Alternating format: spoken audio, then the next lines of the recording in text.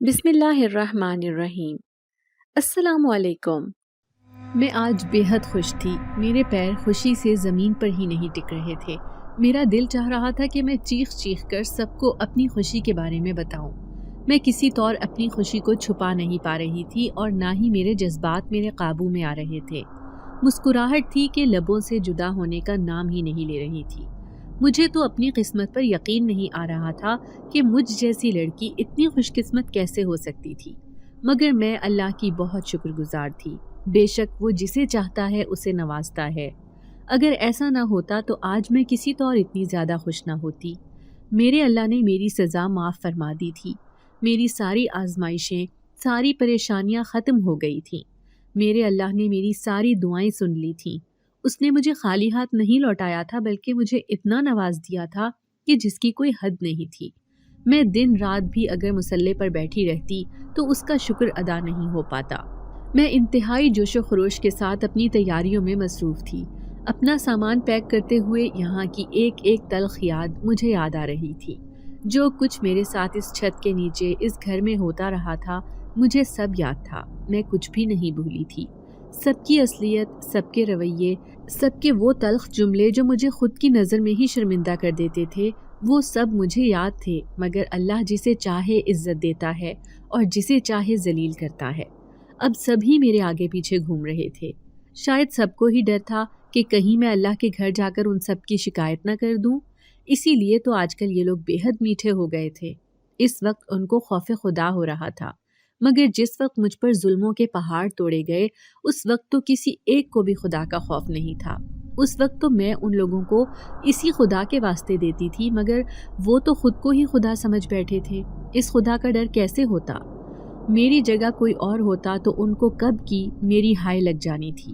یہ تو میں ہی تھی جو نہ صرف اس سب کو اپنی قسمت کا لکھا سمجھ کر بغیر زبان پر حرف شکوہ لائے سب کچھ چپ چاپ برداشت کرتی رہی تھی، بلکہ میں ہر نماز کے بعد جھولیاں اٹھا کر ان سب کے لیے راہ ہدایت پر آنے کی دعا کرتی تھی۔ میں نے سوچ لیا تھا کہ میں جاتے وقت ان سب کو معاف کر کے جاؤں گی۔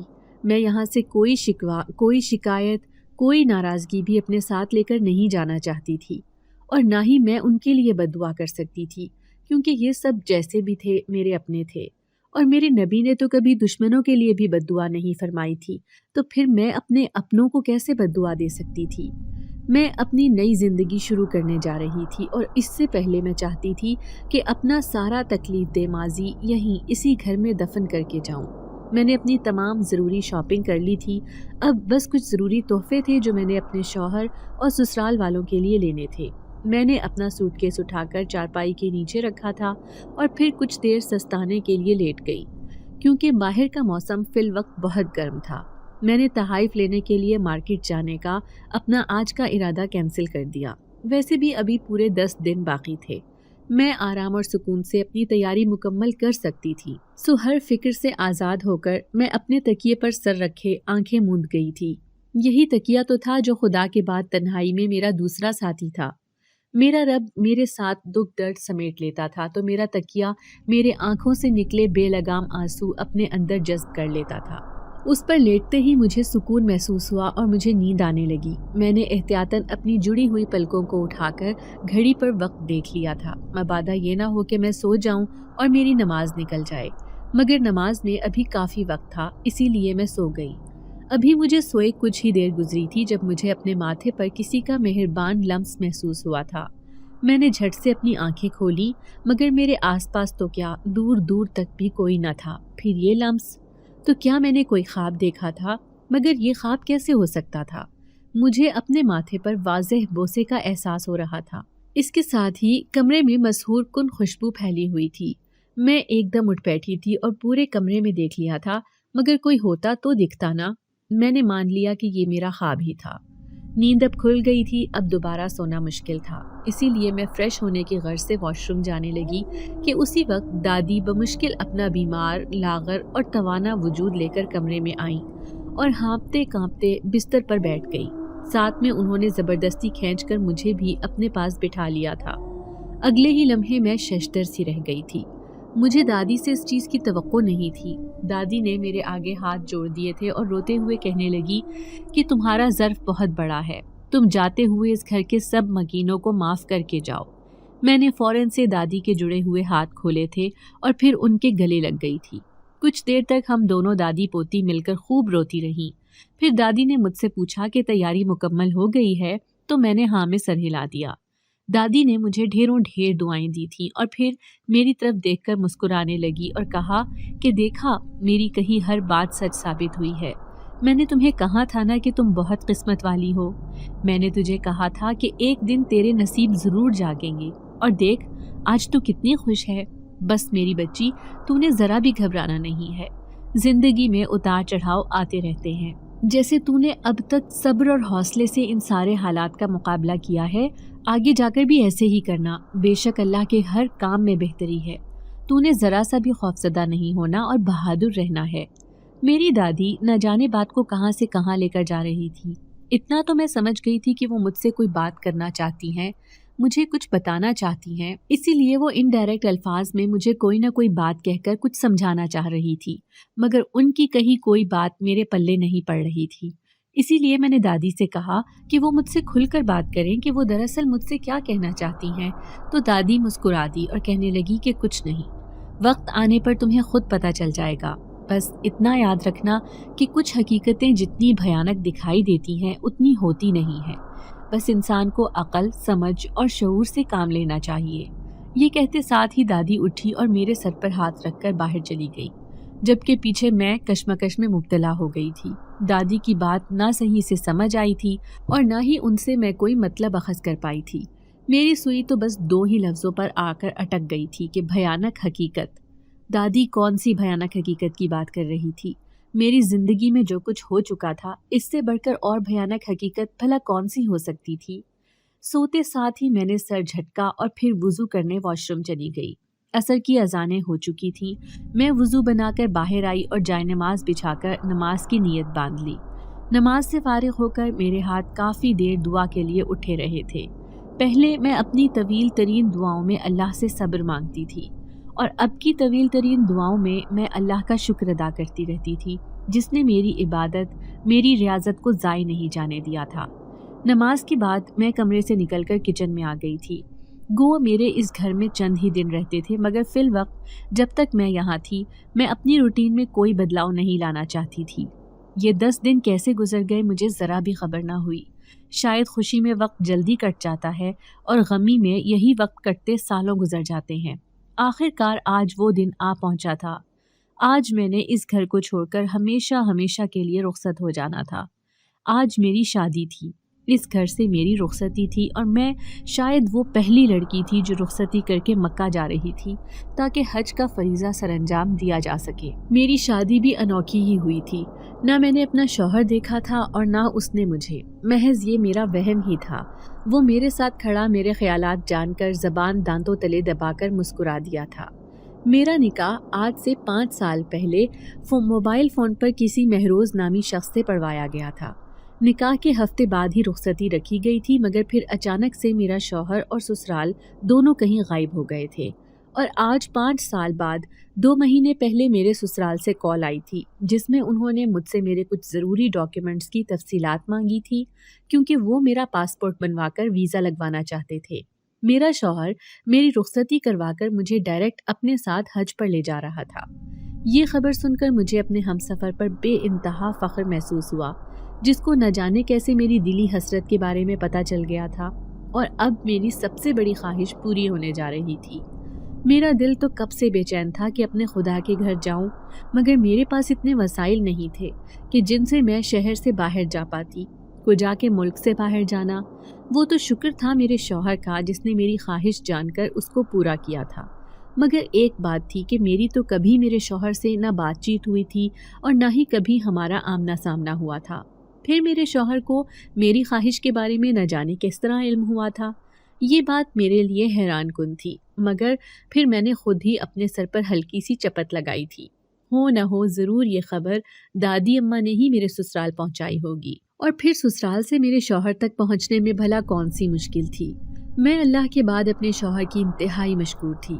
میرے شوہر نے گھر کے باہر مجھے پک کرنے کے لیے گاڑی بھیج دی تھی۔ ڈرائیور اندر آ کر میرا سارا سامان لے جا کر گاڑی میں رکھ چکا تھا۔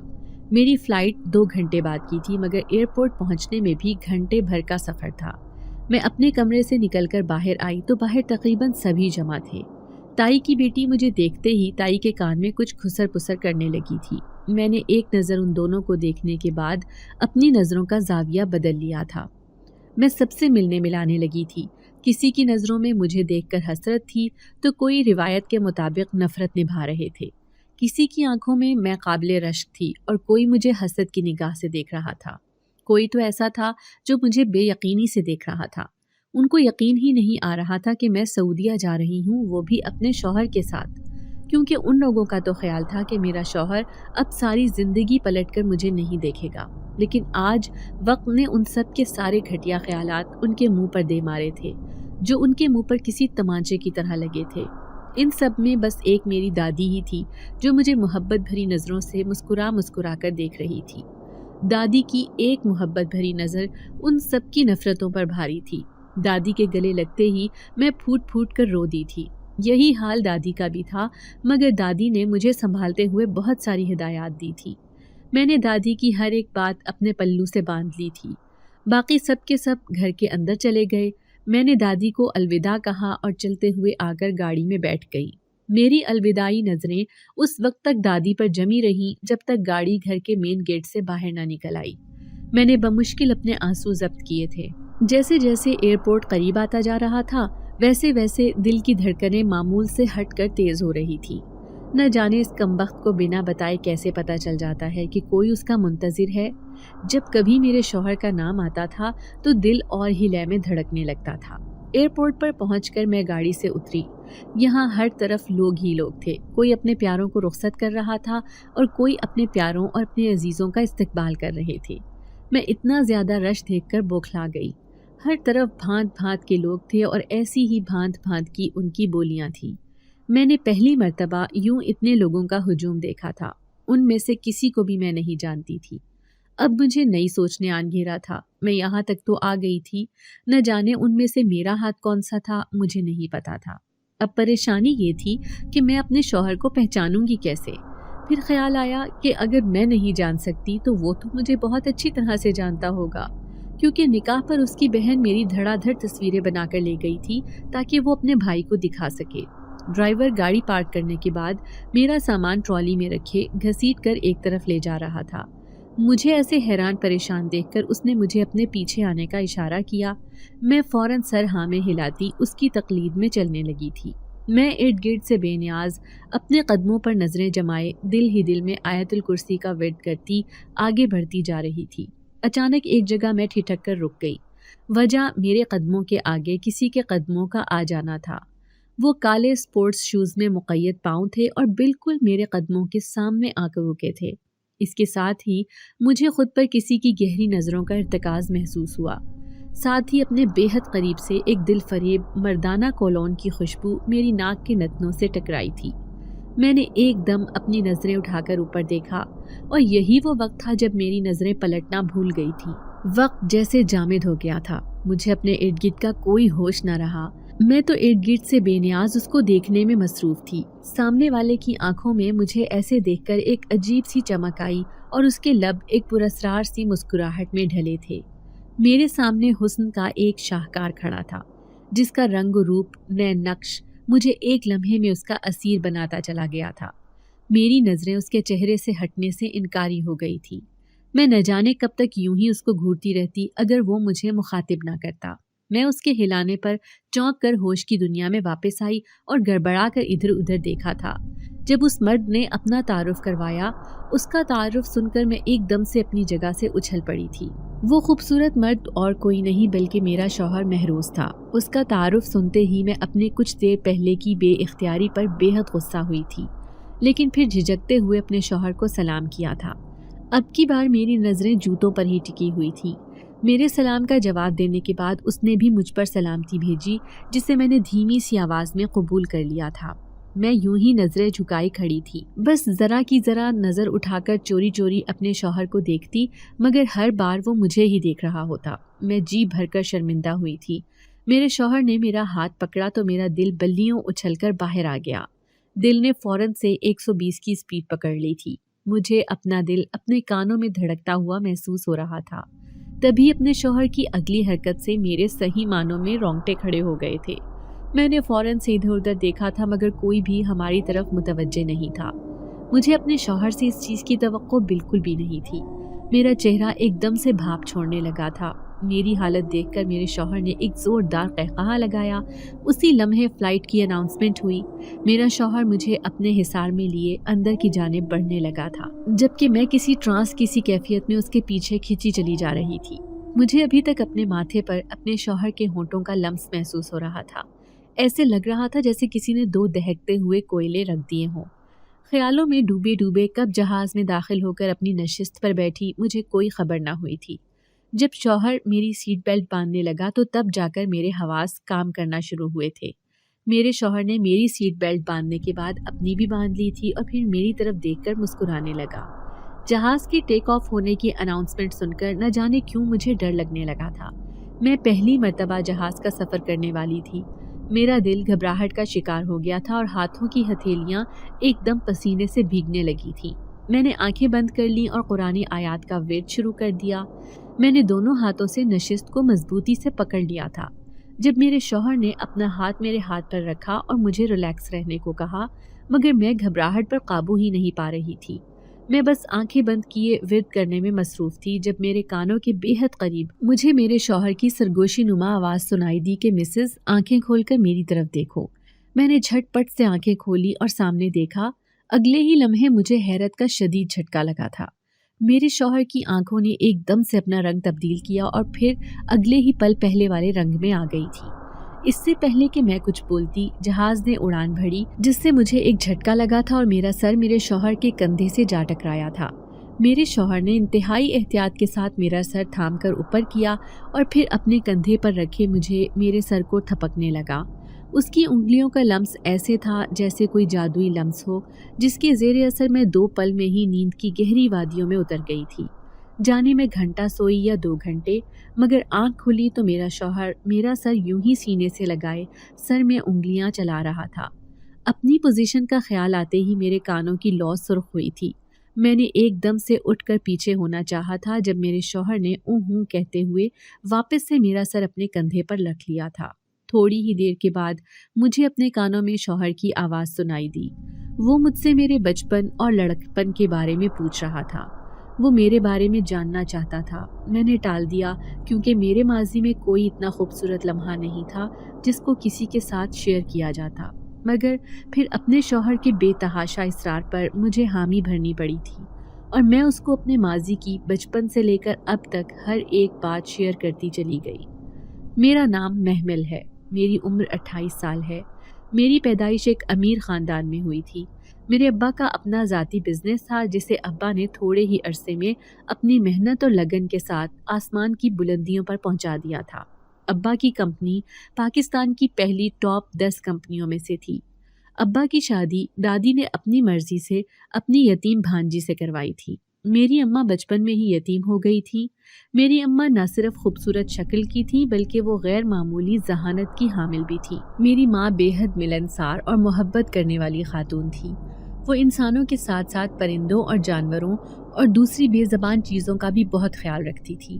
وہ نہ صرف پرندوں اور جانوروں سے باتیں کرتی بلکہ گھر میں موجود آلو، روٹی اور فریج، الماری، برتنوں اور جھاڑو سے بھی باتیں کرتی تھی۔ اماں کی اس عادت کی وجہ سے اکثر لوگ اماں کو نفسیاتی مریضہ کہتے تھے مگر کبھی بھی کسی کی ہمت نہیں ہوئی تھی کہ وہ دادی یا ابا کے سامنے کوئی بات کرے۔ جس طرح دادی اماں اور ابا اماں سے محبت کرتے تھے ویسے ہی اماں بھی ان دونوں سے بے پناہ محبت کرتی تھی، یا یوں کہیں کہ اماں کی سانسیں ہی ان 2 لوگوں کو دیکھ کر چلتی تھی۔ دادی کی اماں کے علاوہ بھی 4 بہویں تھیں مگر جو رشتہ دادی اور اماں کا ایک دوسرے کے ساتھ تھا وہ کسی اور کے ساتھ نہیں ہو سکتا تھا۔ دادی اور اماں ساس بہو کے ساتھ ساتھ ماں بیٹی اور پکی سہیلیاں بھی تھیں۔ ان کا رشتہ کچھ انوکھا سا ہی تھا جس نے سب کو حیرت اور پریشانی میں ڈالا ہوا تھا۔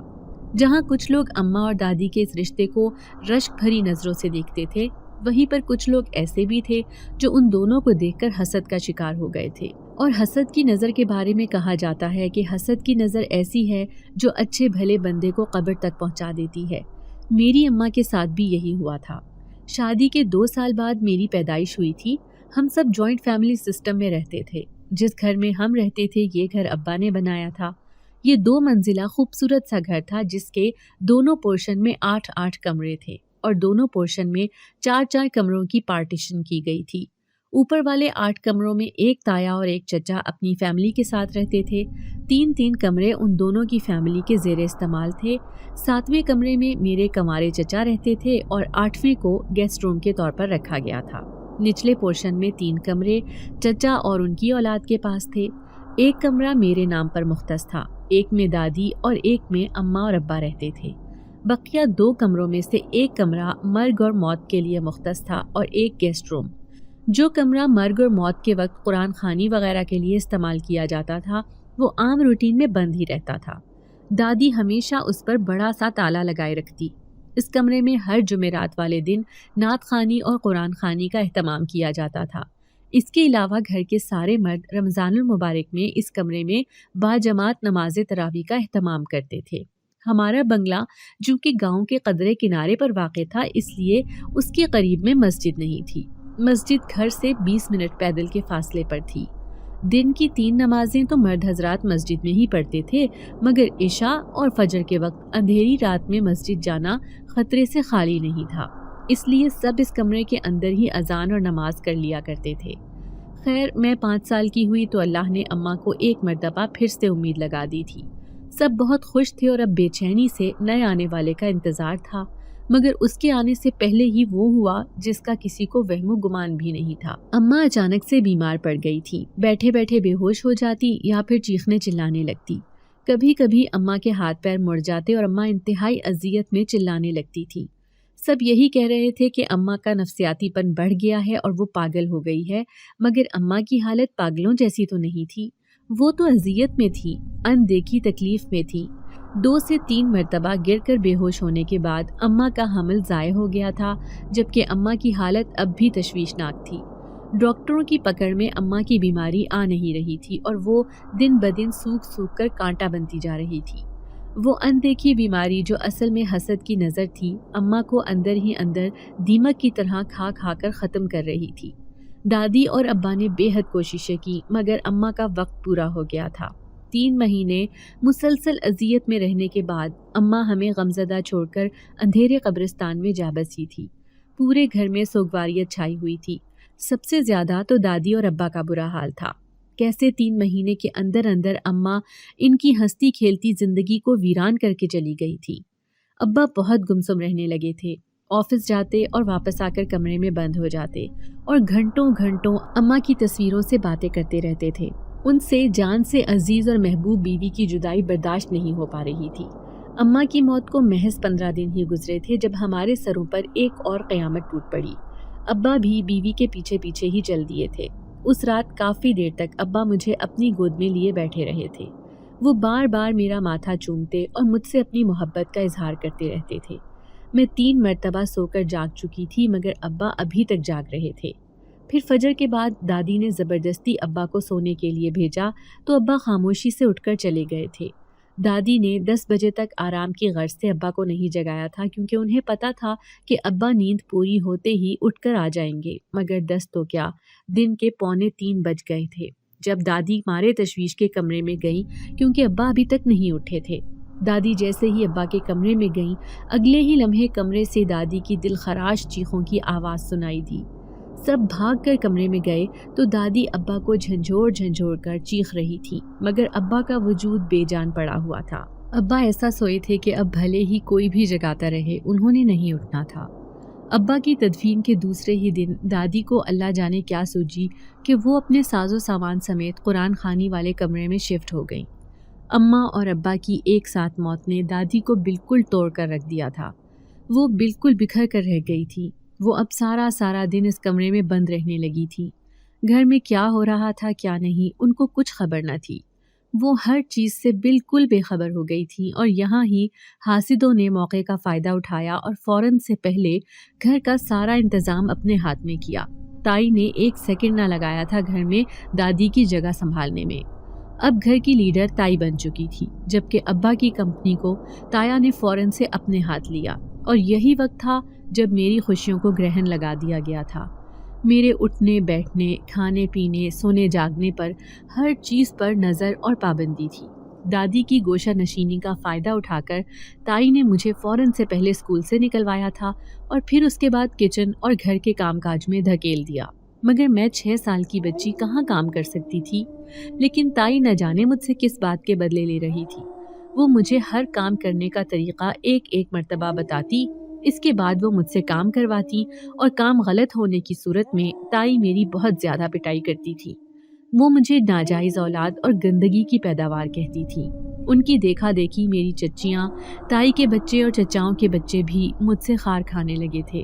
وہ بھی اپنے ماں باپ کی طرح مجھے اسی ناقابل برداشت ناموں سے بلاتے رہتے تھے۔ میں تائی کی مار پر بہت چیختی چلاتی تھی۔ ایک دن دادی نے میری آواز سن لی اور کمرے سے باہر آنے لگی تو تائی نے فوراً سے کمرے کا دروازہ بند کر کے باہر سے کنڈی لگا دی اور پھر مجھے پیٹنے لگی۔ شام کو جب دادی کمرے سے باہر آئیں تو دادی نے بہوؤں کو بہت ڈانٹا، خوب شور مچایا، مگر اب دادی کی کوئی بھی دال گلنے والی نہیں تھی۔ سب کچھ ان کے ہاتھوں سے نکل چکا تھا، ورنہ یہ وہی گھر تھا اور دادی کی وہی بہویں تھیں جو دادی کی ایک آواز سن کر سہم جایا کرتی تھی۔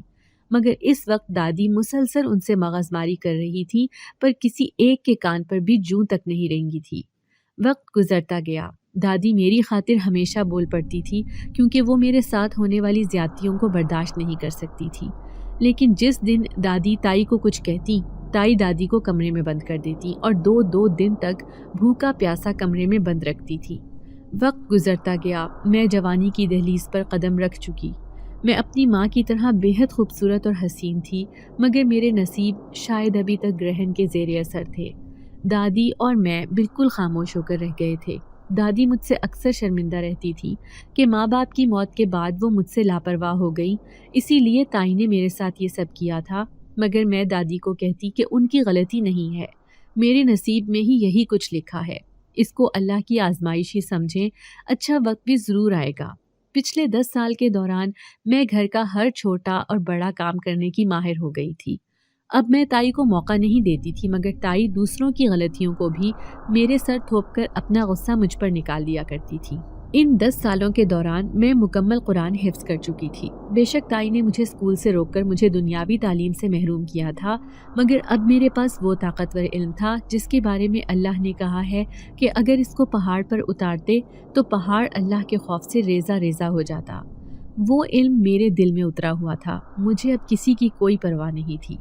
تائی نے اب میری خوبصورتی کو نشانہ بنانا شروع کر دیا تھا، کبھی کون سے بہتان تو کبھی کون سا الزام، مگر اب مجھے ان کے کسی بھی عمل سے کوئی فرق نہیں پڑتا تھا۔ مجھے اللہ پر بھروسہ تھا اور میرے لیے یہی کافی تھا۔ البتہ دادی میرے بارے میں بہت فکر مند تھی۔ ایک دن جب میں دادی کے کمرے میں گئی تو وہاں کچھ لوگ بیٹھے ہوئے تھے۔ مجھے بڑی حیرت ہوئی تھی کہ یہ لوگ کون ہیں اور اندر کیسے آ گئے، وہ بھی کسی ہنگامے کے بغیر۔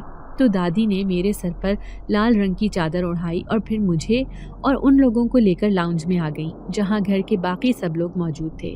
دادی نے ان سب کو متوجہ کر کے کہا کہ وہ میری شادی کروانا چاہتی ہیں، اس لیے اگر کوئی گھر میں ہی اس کا سائبان بننا چاہتا ہے تو بتا دے، ورنہ وہ آج ہی آئے ہوئے مہمانوں کے بیٹے کے ساتھ میرا نکاح پڑھوا دیں گی۔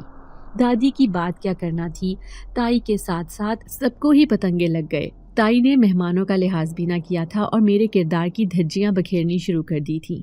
کون سا ایسا گھٹیا لفظ نہیں تھا جو تائی نے میرے لیے استعمال نہ کیا ہو۔ انہوں نے مجھے میری ہی نظروں میں اتنا گرا دیا تھا کہ مجھے خود سے بھی نفرت محسوس ہو رہی تھی۔ میں چپ چاپ کھڑی آنسو بہاتی رہی تھی۔ جو الزام تائی نے مجھ پر لگائے تھے، ان کے بعد یہ لوگ تو کیا، کوئی بھی مجھ سے شادی کرنے کے لیے راضی نہیں ہونا تھا۔ مجھے اپنا نصیب نظر آ رہا تھا۔ میں اپنے کمرے میں جانے لگی تھی جب ان مہمان عورتوں میں سے ایک نے میرا ہاتھ پکڑ لیا اور تائی کو مخاطب کر کے بولی کہ شکر ہے آپ نے اصلیت ہم پر واضح کر دی۔ اس عورت نے دادی کا حوالہ دیتے ہوئے کہا کہ ہمیں سمجھ آ گئی ہے کہ یہ کیوں اپنی بچی کی شادی اس قدر جلدی میں کرانا چاہ رہی ہیں۔ خیر اب ہم بھی بالکل بھی دیر نہیں کریں گے اور ابھی کے ابھی اس بچی کا نکاح ہمارے بیٹے سے ہوگا۔ گو کہ ابھی وہ اس جگہ موجود نہیں ہے، مگر ہم موبائل پر نکاح کروا لیں گے۔ کہتے ساتھ ہی اس نے اپنے ساتھ آئے ایک آدمی کو مولوی کو بلانے بھیجا اور خود مجھے لے جا کر صوفے پر بٹھا دیا اور ساتھ ہی میرے پہلو میں بیٹھ گئیں۔ ताई और चच्चियाँ जो ये समझ रही थीं कि इतने बड़े ड्रामे के बाद कोई शादी तो दूर, इस घर में रिश्ता लाना भी हराम समझेगा और यूं उनको मेरी शक्ल में तमाम उम्र की मुफ्त मुलाजमा मिल जाएगी, मगर लम्हों के अंदर उस औरत ने सारी गेम पलट कर रख दी थी। यूं कुछ ही देर बाद सबकी मौजूदगी में मेरा निकाह करवा दिया गया। वो मेहमान औरत और कोई नहीं बल्कि आपकी माँ ही थी। मैं कहते साथ ही अपने शौहर की तरफ देखते हल्का सा मुस्कुराई थी, जो पूरे इश्तियाक से मेरी एक एक बात को सुन रहा था। मेरे खामोश होने पर वो बोला कि फिर क्या हुआ, तो मैंने उससे कहा कि ये तो अब आप बताएंगे कि फिर क्या हुआ। उसने सवालिया नज़रों से मेरी तरफ देखा तो मैंने उसे कहा कि आपकी माँ उसी वक्त रुखसती करवाना चाहती थी, मगर आप मुल्क से बाहर थे, इसलिए आपकी माँ ने हमें 1 हफ्ते का कहा कि 1 हफ्ते बाद वो धूमधाम से आकर मुझे ले जाएंगे। लेकिन फिर 1 हफ्ता तो क्या, 1 महीना और पूरा साल गुजर गया, मगर आपकी तरफ से कोई भी नहीं आया। मेरी ज़ात एक मर्तबा फिर से सबके तंज और तनकीद का निशाना बन गई थी। यही नहीं बल्कि पूरे 5 साल तक मैंने आपका इंतज़ार किया, मगर आप नहीं आए और ना ही आपके घर वालों से कोई राब्ता हुआ। ताई मुझे कहती कि आंखों देखी मक्खी कोई भी नहीं निकलता, तुझ जैसे कचरे के ढेर को कोई भी ब्याहने नहीं आएगा। मुझे तो लगता है कि उस औरत ने उस वक्त जल्दबाजी में तेरा निकाह करवा दिया और बाद में उसे पछतावा हुआ होगा, इसीलिए वो लौट कर नहीं आई। अरे तुझे 1 हफ्ते में क्या 100 साल की भी हो जाएगी ना, तब भी कोई ब्याहने नहीं आएगा, क्योंकि मैं ऐसा होने ही नहीं दूंगी। मगर फिर अल्लाह ने मेरी आजमाइश ख़त्म कर दी और आपकी माँ ने दादी से राब्ता किया और बिल आखिर आप मुझे लेने आ ही गए। आप मेरी सबसे बड़ी ख्वाहिश पूरी करने जा रहे हैं।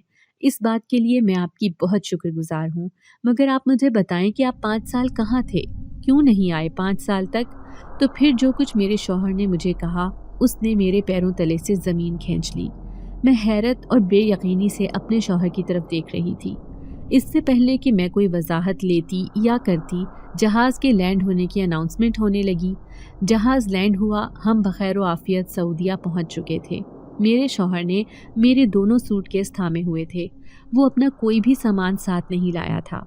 मैं हैरत से सर ता पैर उसको देखती हुई उसके पीछे चलने लगी थी। मेरे कदम जैसे ही उस पाक और मुक़द्दस सरजमीन पर पड़े, मैंने फ़ौरन से झुककर उस मुक़द्दस मिट्टी को बोसा दिया था। इसके साथ ही अल्लाह रब्बुल इज़्ज़त का लाख लाख शुक्र अदा किया था, जिसने मुझे ये सादत अता फरमाई थी। मैं अपने आप को बहुत खुशकिस्मत तसव्वुर कर रही थी।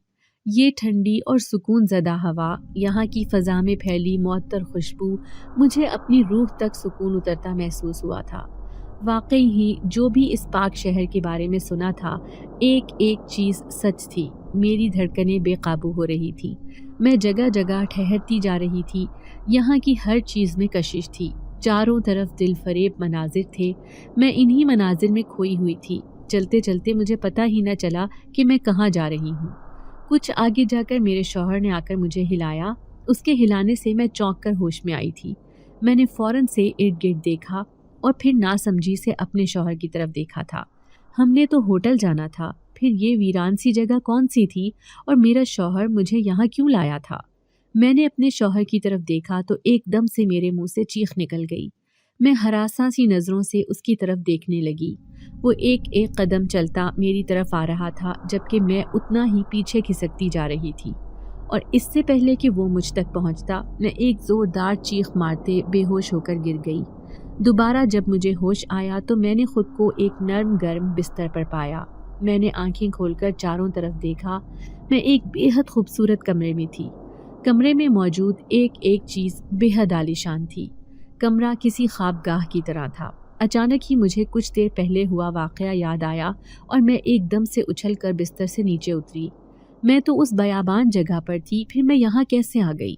इसके साथ ही मुझे मेरे शौहर का चेहरा याद आया था। मैं एक तरफ बैठी रोने लगी थी। घर से मैं कितनी खुश आई थी कि मेरे सारे इम्तिहान ख़त्म हो गए हैं। अब बस खुशियों के दिन है, मगर मुझे कहाँ खबर थी कि मुझे यहाँ पर भी धोखा दिया जाएगा। आज पहली मर्तबा मुझे अपनी दादी पर अफसोस हो रहा था। वो जानते बूझते मेरे साथ ऐसा कैसे कर सकती थी? कैसे वो मेरी ज़िंदगी को बर्बाद कर सकती थी? इससे तो अच्छा था कि मैं घर में ही रहकर तमाम उम्र ताई की मार बर्दाश्त करती और उसकी लान तान सुनती रहती। मगर दादी ने तो मेरे मरने का इंतज़ार भी ना किया था और मुझे जीते जी जहन्नुम में धकेल दिया था। मैं काफ़ी देर सर घुटनों में गिराए रोती रही थी। جہاز میں میرے شوہر نے مجھے جو کچھ بتایا تھا اسے میں اپنے شوہر کا مذاق سمجھی تھی۔ میں نے یہ سوچا تھا کہ شاید مجھے چڑھانے کے لیے میرا شوہر مذاق کر رہا تھا، مگر حقیقت میرے سامنے آ ہی گئی تھی۔ میرے شوہر کا کہا ایک ایک لفظ سچ تھا۔ میں سب کچھ سوچ کر یوں ہی روتی جا رہی تھی جب کسی نے میرے سر پر ہاتھ رکھا تھا۔ میں فوراً سے سر اٹھا کر دیکھنے لگی تو سامنے میری ساس کھڑی تھی۔ میں ایک دم بدک کر ان سے دور ہوئی تھی۔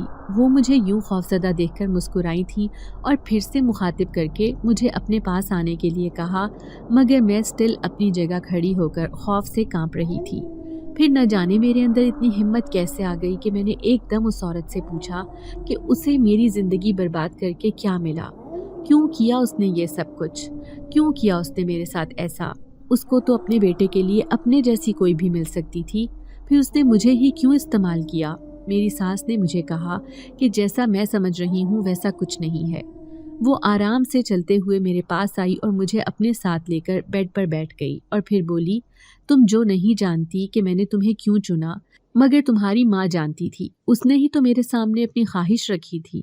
اس عورت کے منہ سے اپنی ماں کا نام سن کر مجھے حیرانگی ہوئی تھی۔ یہ عورت میری ماں کو کیسے جانتی تھی؟ اس عورت کو تو میں نے نکاح والے دن پہلی مرتبہ دیکھا تھا، پھر یہ میری ماں سے کب ملی تھی؟ میری ساس نے میرے ذہن میں چلتے سوالوں کو پڑھ لیا تھا۔ میری ساس نے مجھے بتایا کہ اس کا اور میری ماں کا ساتھ بہت پرانا تھا۔ میرا شوہر اپنی ماں سے زیادہ میری ماں کی گود میں کھیلا تھا۔ میری ماں اور ساس آپس میں پکی سہیلیاں تھیں اور میری دادی بھی اس بات سے واقف تھی۔ میری ساس ہمارے ہی گھر میں نماز والے کمرے میں رہتی تھی، وہیں پر ان کی ملاقات اماں اور دادی سے ہو جاتی تھی۔ اماں نے میری ساس کو قسم دی تھی کہ وہ صرف اور صرف اس کمرے تک ہی محدود رہیں گی اور اس کمرے سے باہر کسی صورت نہیں نکلیں گی، چاہے جو ہو جائے۔ دراصل میرے سسرال کا تعلق قوم جنات سے تھا۔ یہ لوگ مسلمان جنات تھے، اس لیے 8 سال کے لمبے عرصے تک وہ اماں کے ساتھ ہی رہے، مگر پھر اماں کی موت کے بعد وہ بھی اچانک چلے گئے تھے۔ میری ساس نے مجھے بتایا کہ میری ماں کی موت طبی نہیں ہوئی تھی، بلکہ میری تائی نے میری ماں پر تعویذ کروائے تھے، جس کے نتیجے میں اماں اتنی اذیت ناک موت مری تھی۔ میری ساس نے کہا کہ میری ماں کی دی ہوئی قسم کی وجہ سے وہ اس کمرے سے نکل کر گھر میں نہیں آ سکتے تھے، ورنہ وہ ضرور کچھ نہ کچھ کر لیتے۔ اماں کی موت کے بعد میری ساس اور سسرال والے اس بابے کی تلاش میں نکلے جس نے اماں پر تعویذ کیے تھے، مگر وہاں جا کر ان کی اپنی جان مشکل میں پڑ گئی تھی۔ وہ بابا بہت زیادہ کالے جادو اور سفلی عملیات میں ماہر تھا۔ اس نے میرے سسرال والوں کو قید کرنے کی کوشش کی تھی۔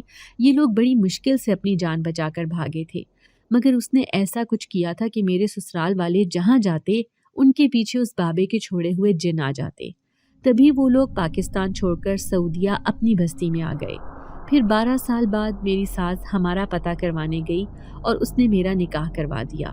نکاح کے دوسرے ہی روز اس بوڑھے بابا کے شیطانی جنات نے میری ساس، نند اور میری ساس کی بہن کے ساتھ ساتھ سسر اور نند کے شوہر کو بھی قید کر لیا۔ میرا شوہر 5 سال تک انہیں تلاش کرتا رہا تھا اور آخر 5 سال بعد بہت مشکل سے اس نے سب کو بابے کی قید سے آزاد کروایا تھا۔